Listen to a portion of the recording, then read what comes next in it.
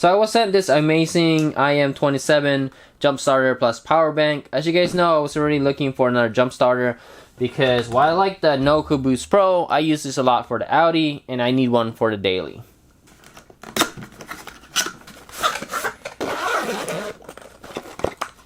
Alright, looks like some Amazon literature. You can get a free gift.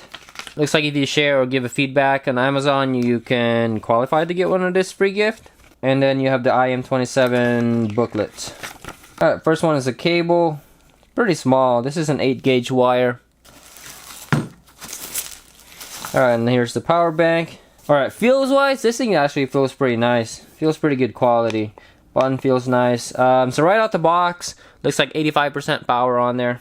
Alright, let's test out the flashlight. So it comes with a flashlight. Let's check that out. Flashlight is okay. I guess you have your SOS. And then just regular flashing. Alright, now I know this isn't really a fair comparison considering how big the light is on this thing. But that's how big of a difference it makes. So that's IM27. This is the Noco. So definitely, I mean, look at the massive light though compared to this little thing. Alright, so engine start, output 1, output 2. So that'll be your power bank, I guess.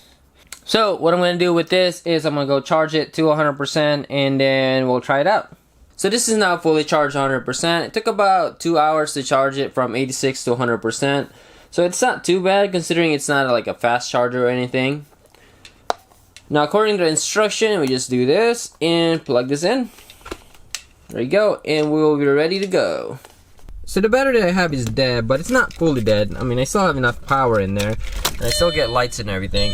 But for the most part, it does that. According to the instruction, I'll just go ahead and connect the power, and then the ground, like so, and we should be good to go. Alright, first attempt, let's see how it goes. Haha, can't do it. Alright, so after the first one, we are at 90% power, or actually, take that back, 89%. I'm thinking that because of the way the wires is set up, this might be getting in the way. So that might be a little bit of an unfair check. But let's try the Noco. Again, guys, I'm not getting paid by Noco. I mean, technically, I'm not getting paid by both, but at least that one I got a sample. This one I paid with my own money. And this one is significantly more expensive than that one. I mean, look at the size difference to begin with. Alright, I'm gonna do the same thing. I'm gonna hook this up to the power there. And then this is gonna go to the ground. Ooh, this one won't reach. Gotta move it over here. Here's one thing about the Noco that I don't particularly like. I wish they kind of gave me a little bit more cable room or cable length. Just slightly more. Okay, so there you go. Let's try it out. Here's the attempt with the Noco. Also can't do it. Alright, so I can't do it with Noco either. The downside with the Noco, it kind of just gives you this bar, and basically when I take it off, it just kind of gives you a reading. It's not like a percent. But I know in the past I've used this multiple times and it stayed like this much power. Alright, so that's hooked up right now, and let's try it. So this is gonna be attempt number 2. Technically it's like second or third crank, but attempt number 2. Not bad. That's pretty quick. I'm curious to see how much that lost in power. So that's still 89. That's actually pretty good. So let's try it again. One more crank.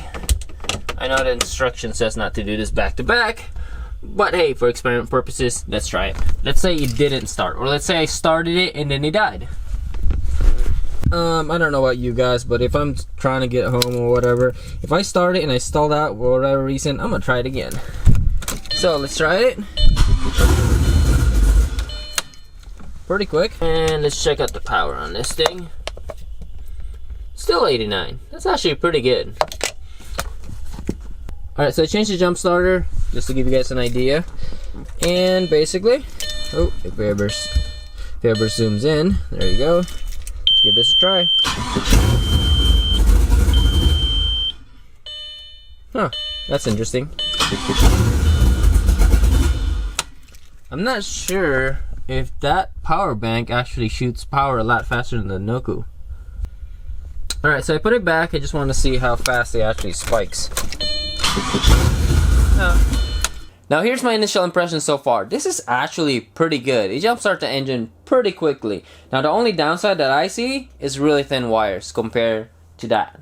But I mean, that's supposed to be capable of jumpstarting 10 liters and whatever else. I bought this for this car because I knew I was going to jumpstart this car a lot of times. For emergency, this might not be too bad.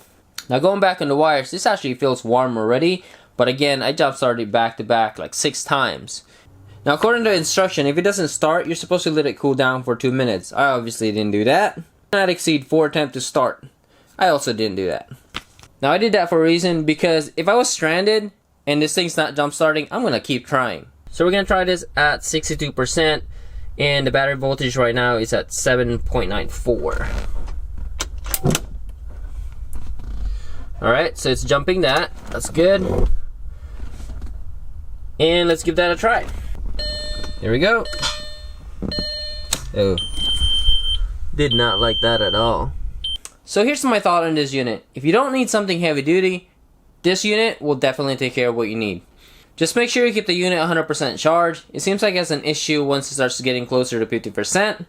You also can't jump with this unit back to back. You do have to give it some rest time.